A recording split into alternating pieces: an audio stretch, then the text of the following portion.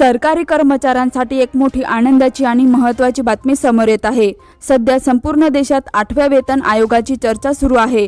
सरकारी कर्मचाऱ्यांच्या ऑफिस पासून ते मंत्र्यांच्या एसी ऑफिस पर्यंत याबाबत मोठ्या प्रमाणात चर्चा सुरू आहेत। लोकसभा आणि राज्यसभेमध्ये देखील याबाबत अनेक प्रश्न उपस्थित होत आहेत। 8व्या वेतन आयोग बाबत सर्वसामान्य सरकारी कर्मचाऱ्यांच्या मनात असंख्य प्रश्न उपस्थित झाले आहेत।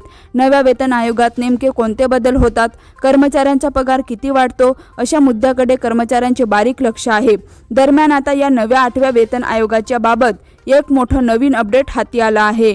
खरं तर केंद्रातील मोदी सरकारने गेल्या अनेक महिन्यांपासून सरकारी कर्मचाऱ्यांमध्ये चर्चेत असणारी 8व्या वेतन आयोगाची मागणी जानेवारी महिन्यात पूर्ण केली। 16 जानेवारी 2025 रोजी केंद्रातील सरकारने 8व्या वेतन आयोगाच्या स्थापनेला मान्यता देऊन सरकारी कर्मचाऱ्यांना मोठा दिलासा दिला आहे। केंद्रातील सरकारने 8व्या वेतन आयोगाची अधिकृत घोषणा केली आणि तेव्हापासूनच नव्या वेतन आयोगाच्या चर्चा सुरू झाल्यात। कारण नव्या वेतन आयोगामुळे कर्मचाऱ्यांच्या पगारात वाढ होणार आहे आणि परिणामी केंद्र सरकारच्या कर्मचाऱ्यांमध्ये आणि निवृत्तांमध्ये नव्या आशा निर्माण झाल्या आहेत। नव्या आयोगाचे मुख्य उद्दिष्ट हे आर्थिक स्थितीचा विचार करून वेतन आणि निवृत्ती वेतन यामध्ये आवश्यक सुधारणा सुचवणं असं राहणार आहे। यामुळे नव्या वेतन आयोगात नेमके कोणते बदल होतात, कर्मचाऱ्यांचा पगार किती वाढतो, अशा मुद्द्याकडे कर्मचाऱ्यांचे बारीक लक्ष आहे। दरम्यान आता या नव्या 8व्या वेतन आयोगाच्या बाबत एक नवं अपडेट हाती आलं आहे। वेतन आयोगाचा आतापर्यंतचा इतिहास पाहिला असता प्रत्येक 10 वर्षांनी नवा वेतन आयोग लागू होत आला आहे। पहिला वेतन आयोग 1946 मध्ये लागू झाला होता आणि त्यानंतर प्रत्येक 10 वर्षांनी नवा वेतन आयोग लागू करण्यात आला आहे।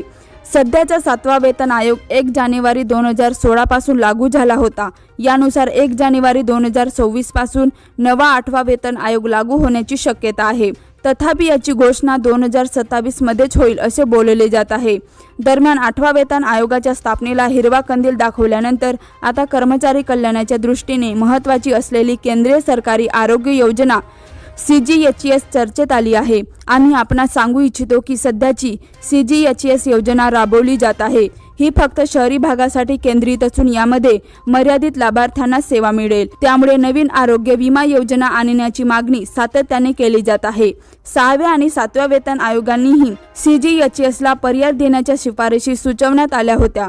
अलीकडे सेंट्रल गव्हर्नमेंट एम्प्लॉई आणि पेन्शनर्स हेल्थ इन्शुरन्स स्कीम नावाची विमा आधारित योजना येऊ शकते अशी माहिती सुद्धा समोर आली आहे। ही योजना IRDAI नोंदणीकृत विमा कंपन्यांमार्फत राबवली जाऊ शकते असा सुद्धा दावा मीडिया रिपोर्ट मध्ये करण्यात आला आहे। नव्या 8व्या वेतन आयोगात ही नवी इन्शुरन्स स्कीम सरकारी कर्मचाऱ्यांना बहाल होण्याची दाट शक्यता आता वर्तवली जाऊ लागली आहे। 8व्या वेतन आयोगाकडून याबाबत निर्णय होणे अपेक्षित आहे आणि म्हणूनच आता सर्वांचे लक्ष आयोगाच्या निर्णयाकडे लागले आहे।